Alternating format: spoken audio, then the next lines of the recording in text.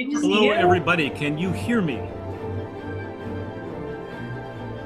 Well, friends, welcome to the brave new world of Zoom sessions. Thanks so much for everybody for joining us today.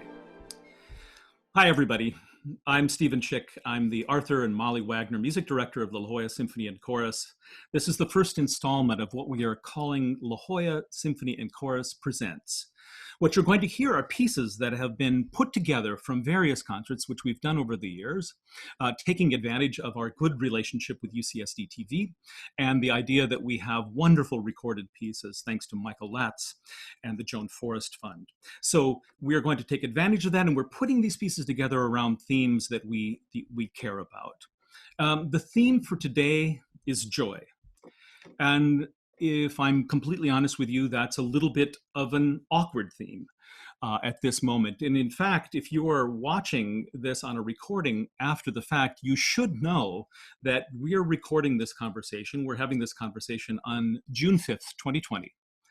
And I would like to start by acknowledging that nearly 2 million of our federal citizens in the United States have contracted the COVID-19, the novel coronavirus, and more than 110,000 of them have died. And if that were not painful enough, 10 days ago, George Floyd, an unarmed African-American man, was murdered on the streets of Minneapolis. The nightly scenes that we see of mourning, of suffering, and of outrage will sear our memories forever. In fact, this seems like one of the least joyous times in our history, surpassed perhaps only by the agonizing spring of 1968. I will confess that I thought more than once about just canceling this conversation, or at least about changing the topic. But then I wondered, if we do not seek joy now, when it is so desperately needed, then when will we? And if we say to ourselves, let's just wait a little while for a happier period of time in which to discuss joy, then are we not then actually saying, let's wait until our lives are more comfortable, forgetting that people who suffer from ill health, poverty, and racism will never have those same kinds of comfortable lives? So yes, let's talk about joy, and let's talk about it now. And let's talk about the ways in which community and music can help. And I guess the first question I would pose to us is, can music indeed help? I mean, can it really help? Can it help beyond the application of a kind of balm, something pretty to listen to take our minds off the vicissitudes of real life? Well, unless this is your first conversation with me, you know that I define music as a moral force in the universe, that the achievement of joy through music does not lend itself to a simple recipe. It's really much more like a weather system in which the constituent components are fluid and changing and unpredictable. But for me, it goes something like this. The application of moral force by means of sound towards the creation of community, the creation of lines of contact with our brothers and sisters is, for me at least, joyful. But this is no recipe, and joy is not monolithic. For me, one of the great joys in my life has been work. By that I mean plain hard work, like I used to see my father do on the black earth fields of our Iowa farm.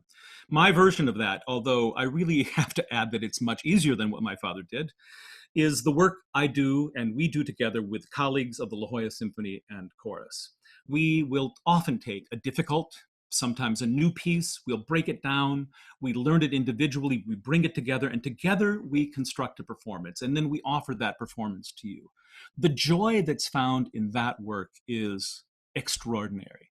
And when I come to our rehearsals every Monday night on the campus of UC San Diego, and I see the people I've made music with for nearly 15 years now, I know that they've left their jobs tired to the bone often, very often having to take care of children or sick relatives or the various problems that each of us has in our lives. And yet they come at 7 o'clock every Monday, or in the case of the chorus, on Wednesday evening, and they give themselves so totally to this music.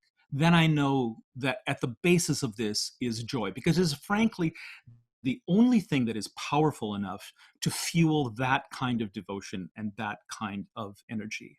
So let's take a look at that joy. And we'll look at the joy that we see through the hard work in the construction that we did of a concert that featured Igor Stravinsky's Petrushka. This was a concert that we did a few years ago. And Petrushka, and many of you know this piece, it is, in any event, the least famous of the three great early ballets of Igor Stravinsky. But that's not because that it's in any way a lesser piece than The Rite of Spring or The Firebird. It absolutely pops with color and texture, with rhythmic variation and melodic invention. The opening section alone, the Shrovetide Fair, has at least a dozen tempo changes and 100+ meter changes. Now, I don't have my score here in the laundry room, so I wasn't able to count those today. But in my memory, it's at least a couple hundred meter changes. The rehearsal process, through all the difficulties of that piece, was nevertheless completely joyous. For 5 rehearsals, we worked together, everybody performing her or his critically important function until the totality started to assemble. We took what were individual lines, individual strands of work, and together we made it breathe like a real organism.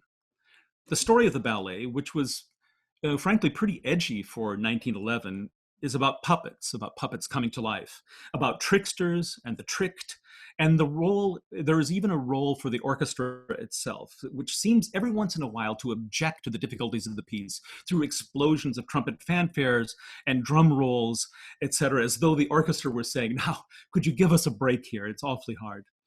Basically, it's a pretty lighthearted piece, especially at the beginning, I have to say. But for me, the real joy was always in the work with our wonderful musicians. So let's listen together to the La Jolla Symphony and Chorus's performance from November of 2018 of Igor Stravinsky's Petrushka.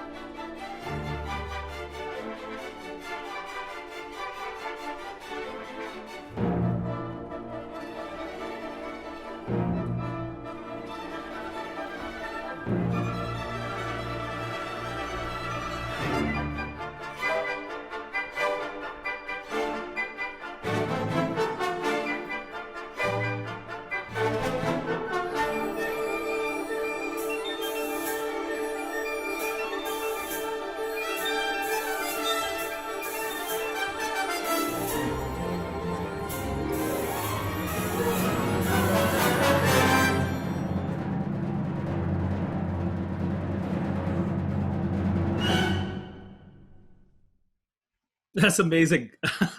I miss those people so much. I can't stand it. Did you see that? Those wonderful faces. Oh my God. And then right in the middle of the screen, many of you know everyone by name, but there's Gary Brown, who, if we had been able to complete our season, would have celebrated 50 years as a violinist in the La Jolla Symphony. 50 years. That's just amazing, right? And so I just think that we have a built-in sign for that. So that is great. Feel free to chime in. One of the things I love the most about our salon sessions and our pre-concert talks is when people ask questions or they have observations. And so is there anyone here? And you can do that by just raising your hand literally on the screen and unmuting yourself and asking a question. Is there anybody who has a question about anything so far or the music that we've just heard? Michael, go ahead. And be sure to unmute yourself, yes. Thank you, Steve, for doing this. We appreciate it very much. I'd simply make a general comment. My background, as you know, is theology. And I recently sent a Bible study to our congregation online in which I emphasized that rejoicing in Scripture is always tempered by lamentation, and lamentation is always tempered by rejoicing. And the example that I used was the book of Lamentation, in which they mourn the destruction of the temple in 586 BC and the exile of the people of Israel in Babylon, and then interrupt the 5 chapters in chapter 3 with a rejoicing for the goodness of God. So I think your program today with joy is appropriate in this moment of mourning. But I also was struck by the first piece, which comes, of course, from Stravinsky right before the outbreak of World War I. And I wonder whether this moment of creativity artistically also, in some cases, presages a moment of social turmoil as well and upheaval. As usual, Michael, thank you for the fabulous question. The Petrushka was, I'm sorry, I'll turn the fan off here. In spite of the fact that it's June gloom, it's about 90 degrees in the garage. So pardon me for that. But back to your question, Michael, that was one of the reasons that I wanted to put the Petrushka on. That this felt to me like the practically frenetic life that we had been leading up until mid-March, where it seemed like, in some cases, the only true metric for happiness was saturation, where everything was going on, every color was available, every sound was in our ears, every kind of activity was present, and that we were a little bit drunk on that. And that what happened with the pandemic, I don't mean to simplify this in any way, and I don't mean to be disrespectful, but one of the effects of the pandemic was to force us to question whether or not a life built on saturation was sustainable. And those pieces of Stravinsky, ending in 1913, of course, with The Rite of Spring, which just comes at the beginning of the First World War, feel like the kind of last gasps of a frenetic party, almost out of control, just before it can't happen anymore.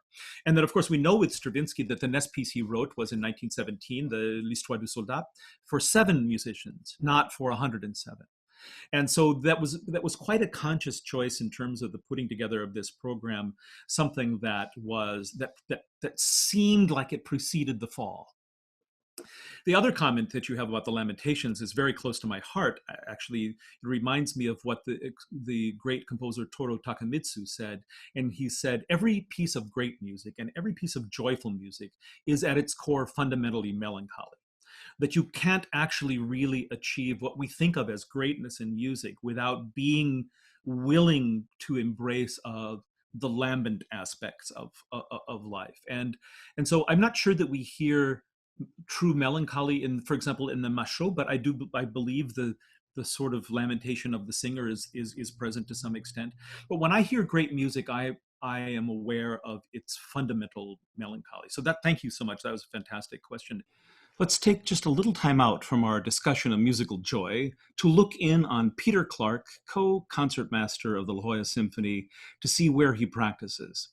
We've been having some Zoom calls with members of the orchestra and also of the chorus. And one of the questions that we always ask ourselves and each other as we're talking is, what kinds of music are you making? And where are you making it? Now that we can't meet together, where in your house are you practicing and what are you doing there? Well, Peter sent us a delightful video of where he practices, and he has a very special duo partner that he'll introduce you to. Let's join Peter Clark at home. So we're playing today for our cat, who's our new audience member, and she often critiques in a good way only. And this is my new collaborator, Evelyn, and we're going to be playing a duo. We're working on a duo that we're going to perform on a Zoom call, and this is the Pleyel duo, violin duo.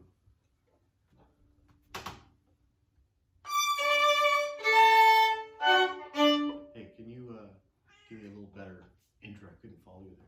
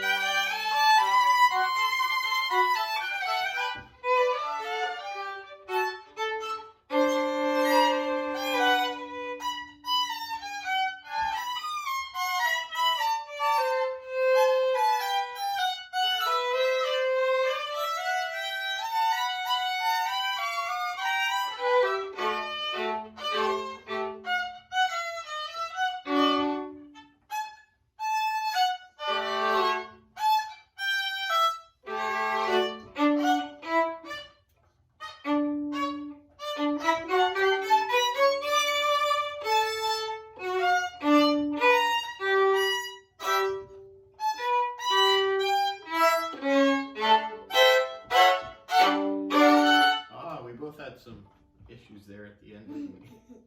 Well, we'll be working on that a lot over the next week. Thank you. Thank you, Evelyn. Thank you, Daisy.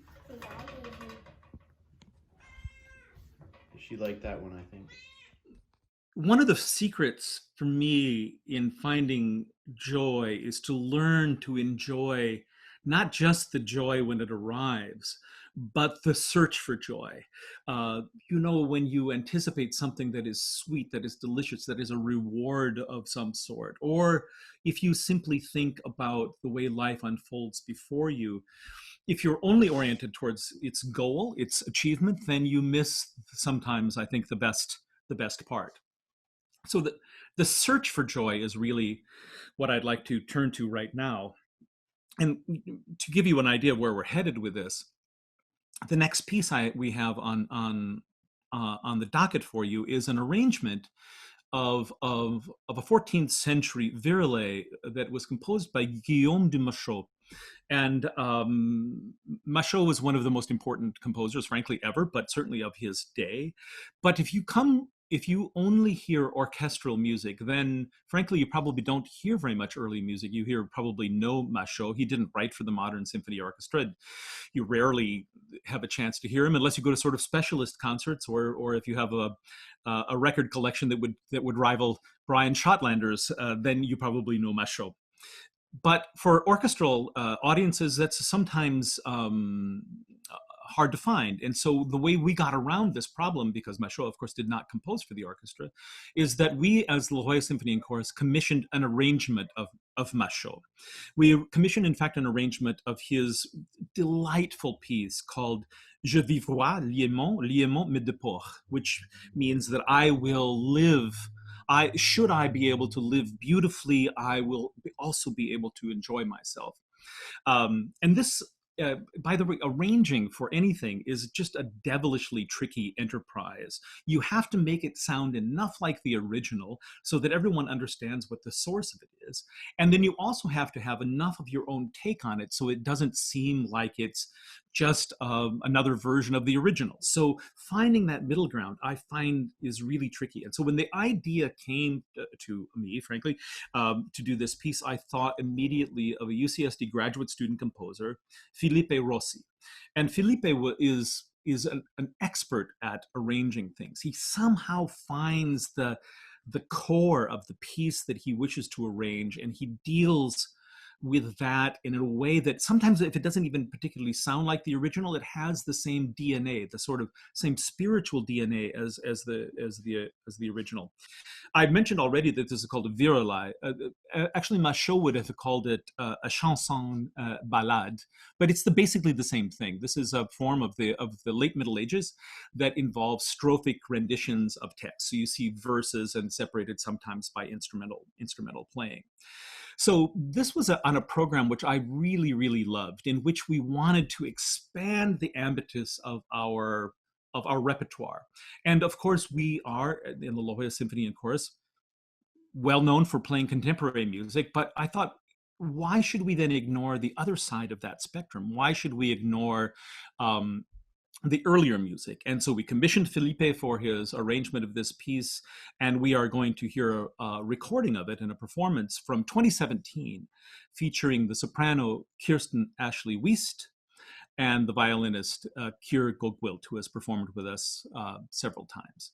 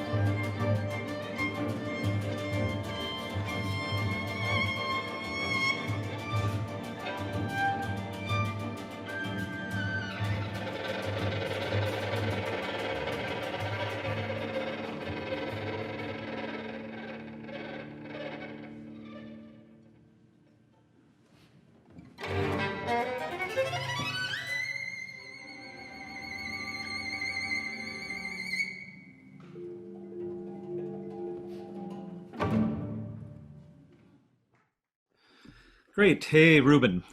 How are you doing?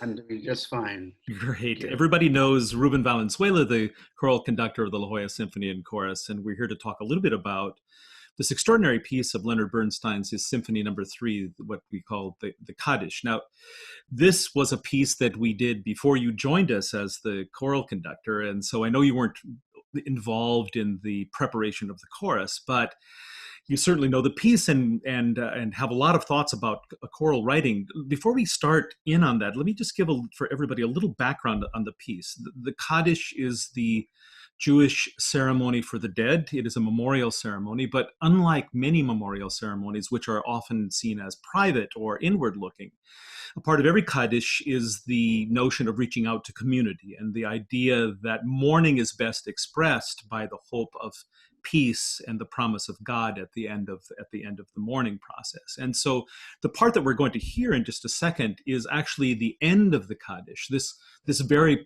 part that I alluded to, where we start with the idea of belief, and that leads us to the promise of a better life. And along the way, Bernstein evokes the first rainbow, which is of course the promise that the flood would never come again, and that is the promise held out for everyone who's there, that life will get better. It's an incredibly emotional piece.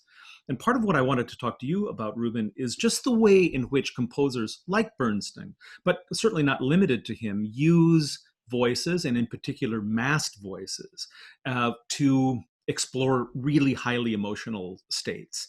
So can you talk just a little bit about that? Your experience in choral music is so broad and over so many different kinds of historical periods. Can you think of pieces where the entry of the voice is the emotional moment, and how that seems from you as a part of the chorus or as the choral conductor? Yeah, I think one of the things that sets choral music or vocal writing apart from other music is that we carry text, and text is powerful, and text has symbols and meanings. In fact, if I dare say, the voice, I've always considered it to be, you could say, the perfect instrument. In fact, throughout history, you hear of instrumentalists and instrumental writing that is always alluding to the voice, like do it in the manner of the voice. And I'm thinking of the cantabile, for example, expression mark, where in the manner of singing. And it's that fact that you're taking breath. It is your body. It is yourself. You are not using any other means but your very instrument. And I think that lends an immediate and visceral quality when you're trying to communicate. And of course, singing, after all, is just heightened speech. And the idea of communication is just without any bar whatsoever. It just goes directly, potentially, right to a person's soul. Well, that's really fabulous. And as you talk, I mean, I'm thinking of these pieces like the Mahler Second Symphony, the Resurrection, in which you hear more than an hour of music, and then the chorus comes in as though to solidify the spiritual and emotional aspect. And the same thing is true with the Beethoven Ninth. So we are used to hearing that.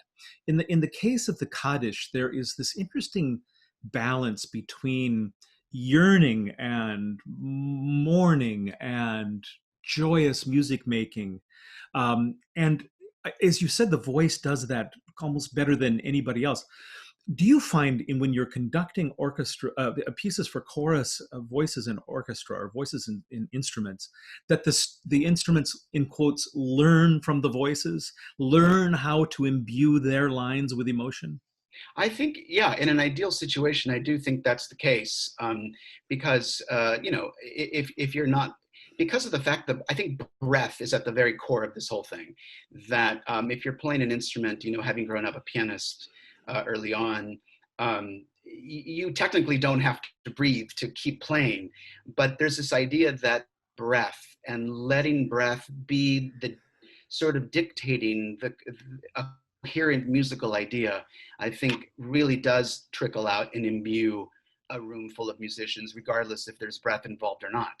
I think that's fantastic, and I'm reminded as you talk that the word in Greek for psyche is based on the word for breath. So what one feels in the deepest parts of one's core is related to how one breathes. And certainly when we hear fantastic choral singing, and our projects are always so great. We hear that really articulated. We have a lot to look forward to in the coming season when we're able to kind of meet in person. And one of those pieces will, in fact, be the Mahler Second Symphony. So I'm looking forward to that. Let's listen to this little bit of the Bernstein Kaddish. You'll hear the soprano Stacey Fraser, the narrator Eva Barnes, the North Coast Singers led by Sally Dean, the La Jolla Symphony and Chorus. We hope you enjoy it.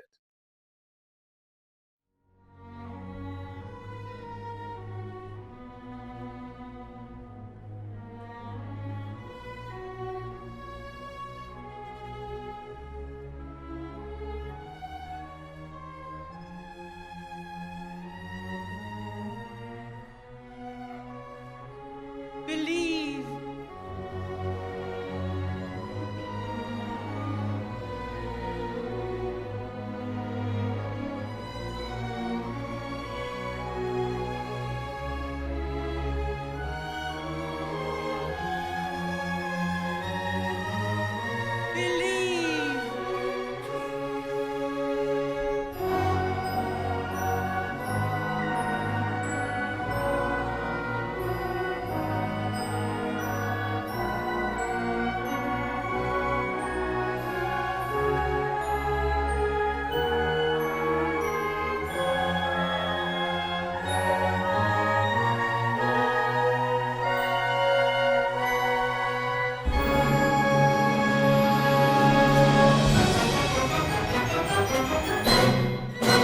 Don't waken yet, however great your pain. I will help you suffer it.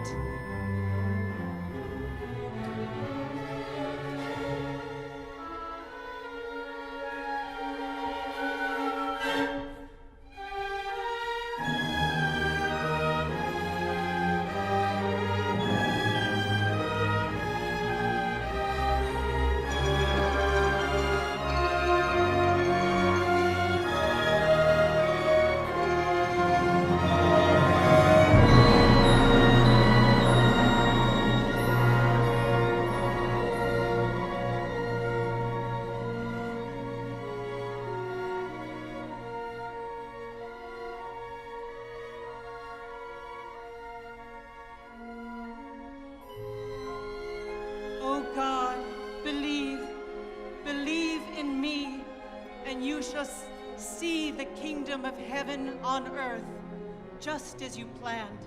Believe.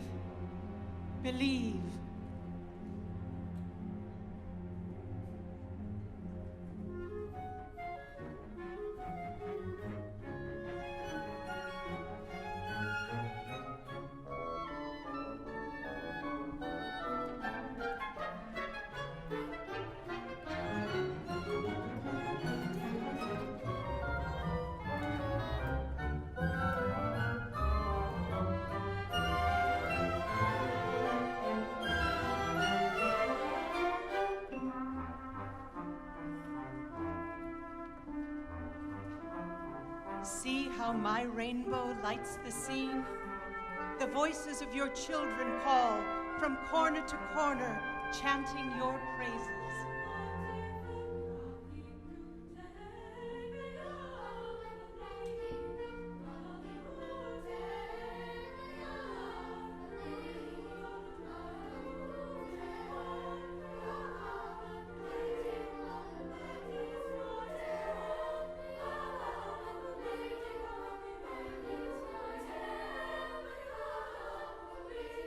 The rainbow is fading.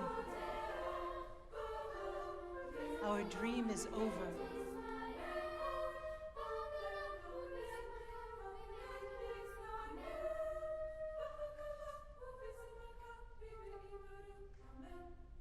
We must wake up now, and the dawn is chilly.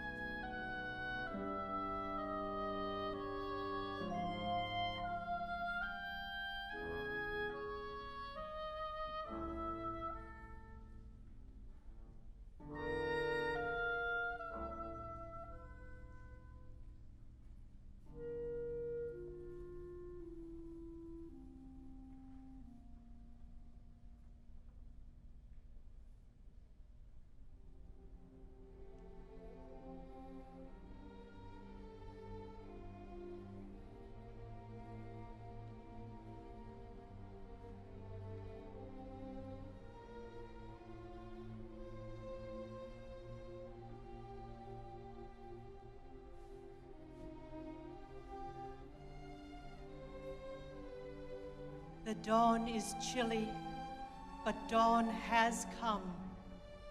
Father, we've won another day. We have dreamed our Kaddish and wakened alive. Good morning, Father. We can still be immortal, you and I, bound by our rainbow. You can no longer afford my death, for if I die, you die with me. But as long as I live, I shall continue to create you, Father, and you me. That is our covenant, and to honor it is our honor. Not quite the covenant we bargained for so long ago, at the time of that other first rainbow. But then I was only your hopeless and helpless infant, arms hard around you, dead without you. We have both grown older, you and I am not sad, and you must not be sad. Unfurrow your brow and look tenderly again at me, at us, at all these children of God here in this sacred house, and we shall look tenderly back at you.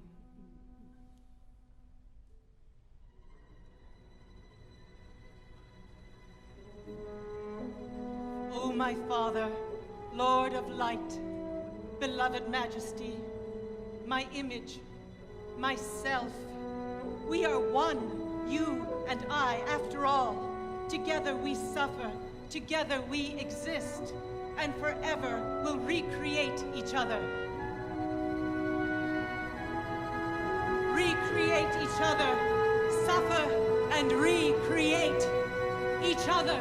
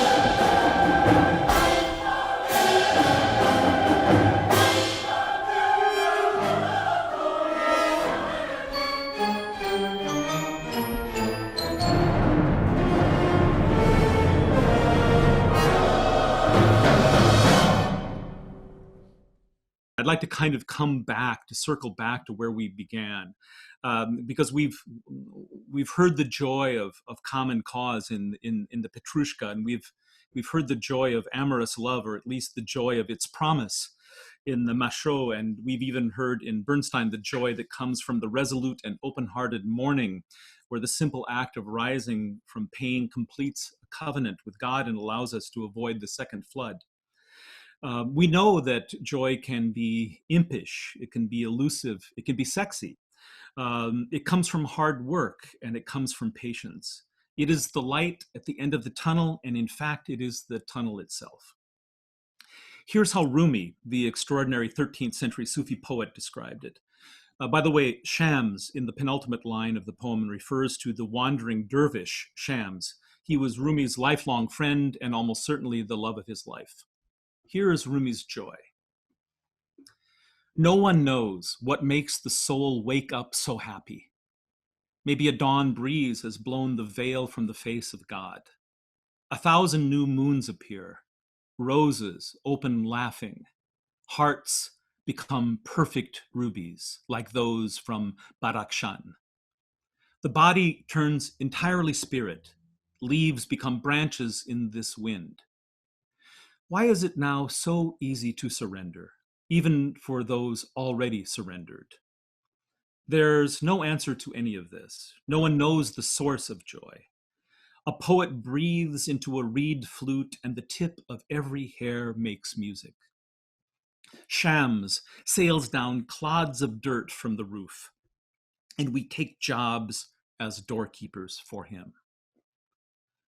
What joy is in that poem? But even the great Rumi did not have to endure the winter and spring of 2020. He did not have to hear the ceaseless wailing of sirens, as some of our country people have done, as the sick are transported in near caravan to hospital. And he never was moved to describe what must be the most heartbreaking phrase in the English language: I can't breathe. And just so we are clear whom we are speaking of, his name was George Floyd. Rumi cannot tell you how to find joy, and of course, neither can I. But I think of our moment in this way. For me, life is a prayer in long form. Its cadences rise and fall. We ornament them and then simplify them. If we are fortunate, privileged is the word, the lambent lines of our prayer last a lifetime. If not, they can fall to earth prematurely on a hospital bed in San Diego or a street in Minneapolis. But if we do the right kind of work by using our music as compassion and community, we can get there. It's hard work to get to Hallelujah, but we can get there together. On behalf of the La Jolla Symphony and Chorus, Brenda and I wish you much health of body and spirit, and we wish you joy.